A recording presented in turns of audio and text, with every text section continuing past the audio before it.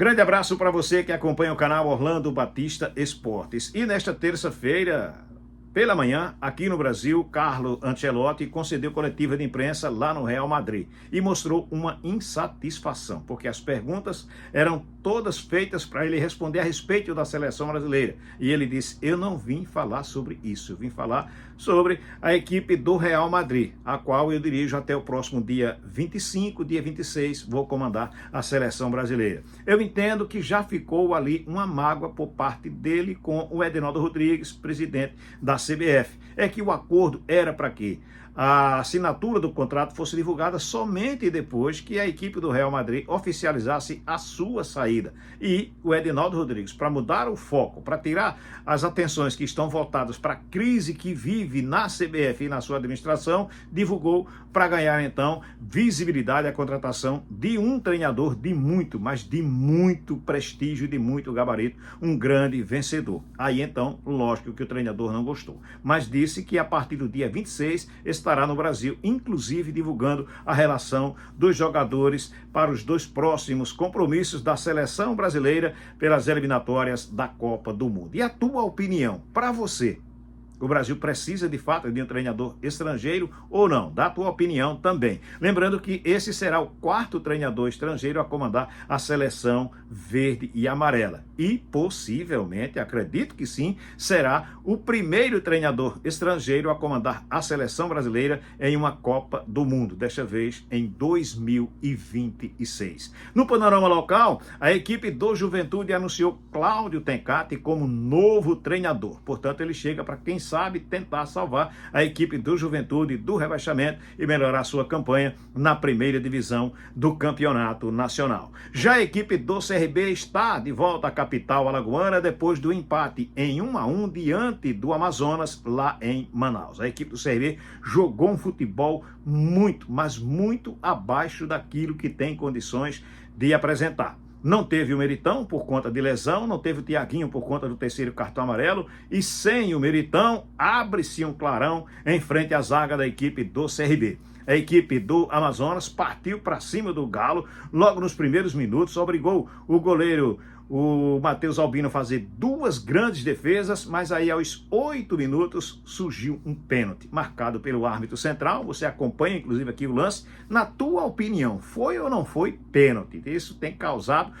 grandes discussões em todas as rodas de futebol. E aí o pênalti convertido. A equipe do Amazonas sai na frente. O CRB continua sem se encontrar. No segundo tempo melhorou um pouco, mas longe de ser o CRB, que já mostrou em outras partidas, foi buscar o empate. Jogada pelo lado esquerdo, você também acompanha aqui. Foi lá o Matheus Ribeiro, fez o cruzamento, subiu mais alto do que todo mundo. O jogador Rafinha colocou para o fundo da rede. O CRB empatou a partida, traz um ponto, mas que eu considero ter perdido 2 pontos. O CRB permanece na 6ª colocação com 12 pontos conquistados agora. E após a partida, o técnico Barroca falou com a imprensa. E o time do CRB jogou bola na área o tempo todo. E aí, uma das perguntas foi a seguinte: por que o David Bral entrou e o Mikael, que vinha entrando nos minutos finais das outras partidas, não teve a oportunidade de fazer presença também na área e, quem sabe, trazer a vitória para a equipe do CRB?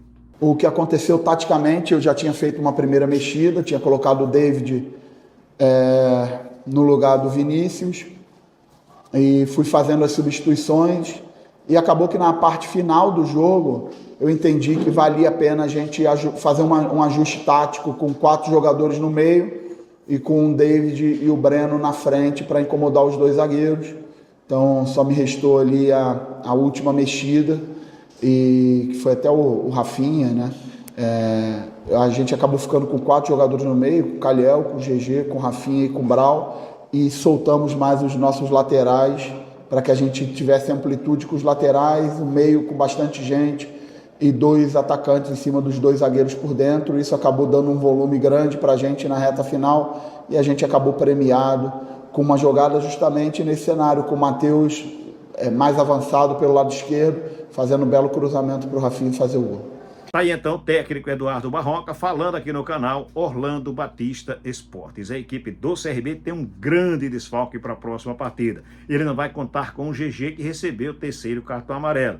Vai contar com o Thiaguinho, que já cumpriu, volta. Agora o Meritão pode retornar, mas ainda não é certo. A partida agora será contra a equipe do Criciúma, próximo domingo às 5 da tarde aqui no estádio Rei Pelé. Mais de 3 mil ingressos foram vendidos, segundo o próprio CRB. O CRB que, com a conclusão de mais uma rodada da Série B do Campeonato Brasileiro, pode perder uma posição e terminar a rodada na 7ª colocação. Nesta quarta-feira, por exemplo, se enfrentam a partir de 7 da noite Remo contra o Vila Nova. 7h30 tem o América jogando contra a equipe do Paysandu. O América tem 9 pontos, vencendo vai a 12 pontos, ultrapassa o CRB, porque o CRB tem 3 vitórias. A equipe do América já tem 3 vitórias e tem 9 pontos, vencendo vai a 12 e a 4 vitórias, passa a equipe do CRB e vai assumir a 3ª colocação da Série B do Campeonato Brasileiro. O jogo contra a equipe do Criciúma promete.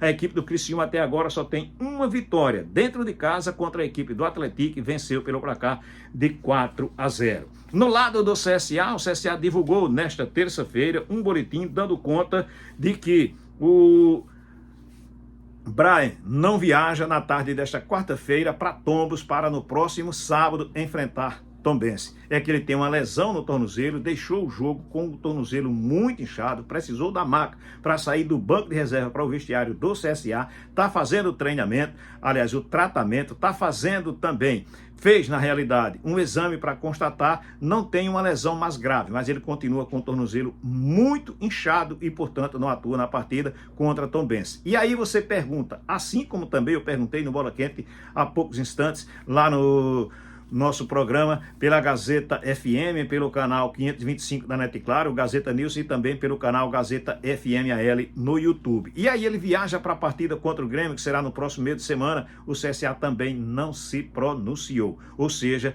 é uma situação de que ele pode ou não pode jogar contra a equipe do Grêmio. Contra a Tombense ele já está fora da partida. Para o próximo jogo, o CSA volta a contar com o Felipe Albuquerque. Ele cumpriu suspensão automática, portanto volta na próxima partida. Quem vem fazendo a diferença também no CSA é o atacante, o Guilherme Cachoeira. E aí o CSA agora está dentro do G8. É o 6º time, aliás, o 7º colocado, né? O 6º é a equipe do Tombense, que também tem a mesma pontuação do CSA, 8 pontos. Porém, como não teve jogador expulso, esse está sendo o critério para colocar a equipe à frente do CSA em uma posição. E aí o Guilherme Cachoeira respondeu do G8. É um alívio ou um alerta para que a equipe faça uma campanha de sustentação dentro dos 8 primeiros colocados que avançam para a fase seguinte da 3ª divisão do Campeonato Nacional. Eu acho que pelo nível que a gente tá acompanhando na Série C, né? Eu acho que a gente não pode ficar confortável em nenhum momento. A gente anda acompanhando os jogos, os resultados, a gente vê que são resultados magros, são resultados difíceis. Então, cada partida a gente tem que viver como se fosse a última. E, como eu disse, terminar a 19ª rodada no G8. Mas claro que cada rodada que a gente passa ali é um pouco mais confortável do que a gente está, porque a gente pode ter uma semana mais tranquila para trabalhar, a gente pode ter uma variável maior quando tem Copa do Brasil, Copa do Nordeste, mas claro que é sempre importante a gente tá no bolo. Tá aí então o Guilherme Cachoeira falando aqui no canal Orlando Batista Esportes. Eu quero abraçar você que esteve conosco do início ao fim do vídeo. Olha, por gentileza, não esquece de deixar o teu like, faz o teu comentário, compartilhe o link com outras pessoas. Tudo isso é super importante para o crescimento do canal, para a gente melhorar ainda mais o nosso número de pessoas acompanhando o nosso conteúdo. Se você não é inscrito, faz a inscrição, ativa o sininho, porque assim você recebe as notificações. Valeu? Grande abraço para todos, fiquem com Deus.